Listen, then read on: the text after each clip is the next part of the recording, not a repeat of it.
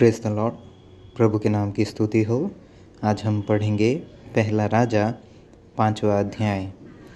और शोर नगर के हीराम राजा ने अपने दूत सुलेमान के पास भेजे, क्योंकि उसने सुना था कि वह अभिषिक्त होकर अपने पिता के स्थान पर राजा हुआ है।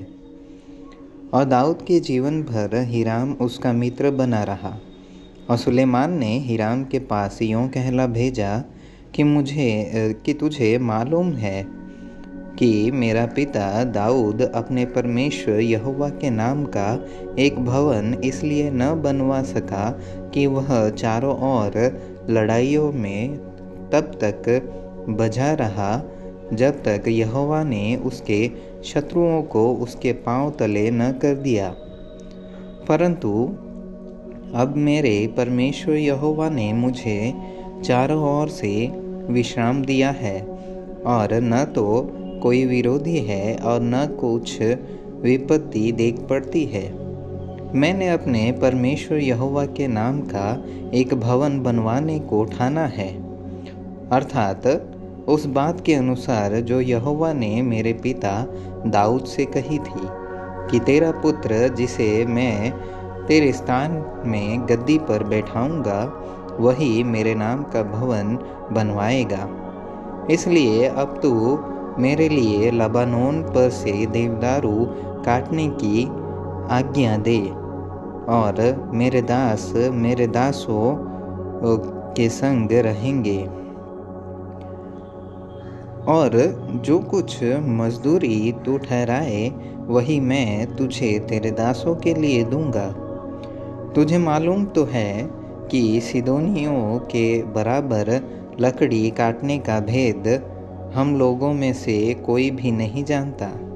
सुलेमान की ये बातें सुनकर हीराम बहुत आनंदित हुआ और कहा, आज यहोवा धन्य है जिसने दाऊद को उस बड़ी जाति पर राज्य करने के लिए एक बुद्धिमान पुत्र दिया है।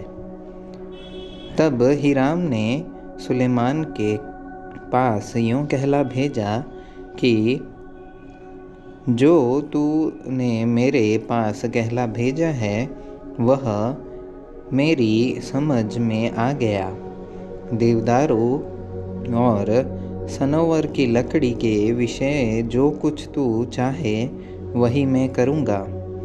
मेरे दास लकड़ी को लबानोन से समुद्र तक पहुँचाएंगे, फिर मैं उनके बेड़े बनवा कर जो स्थान तू मेरे लिए ठहराए वहीं पर समुद्र के मार्ग से उनको पहुँचवा दूंगा। वहाँ मैं उनको खोल कर डलवा दूंगा, और तू उन्हें ले लेना, और तू मेरे परिवार के लिए भोजन देकर मेरी भी इच्छा पूरी करना। इस प्रकार हीराम सुलेमान की इच्छा के अनुसार उसको देवदारू और सनोवर की लकड़ी देने लगा। और सुलेमान ने हीराम के परिवार के खाने के लिए उसे 20,000 कोर गेहूँ और 20 कोर पेरा हुआ तेल दिया। इस प्रकार सुलेमान हीराम को प्रतिवर्ष दिया करता था। और यहोवा ने सुलेमान को अपने वचन के अनुसार बुद्धि दी, और हीराम और सुलेमान के बीच मेल बना रहा, वरन उन दोनों ने आपस में वाचा भी बांध ली।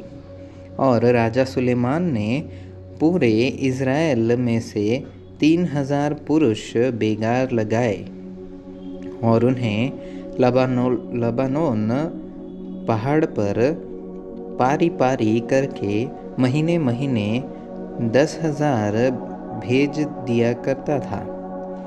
और 1 महीना तो वे लबानोन पर और 2 महीने घर पर रहा करते थे। और बेगारियों के ऊपर अदोनीराम ठहराया गया। और सुलेमान के 70,000 बोझ ढोने वाले, और पहाड़ पर 80,000 वृक्ष काटने वाले, और पत्थर निकालने वाले थे।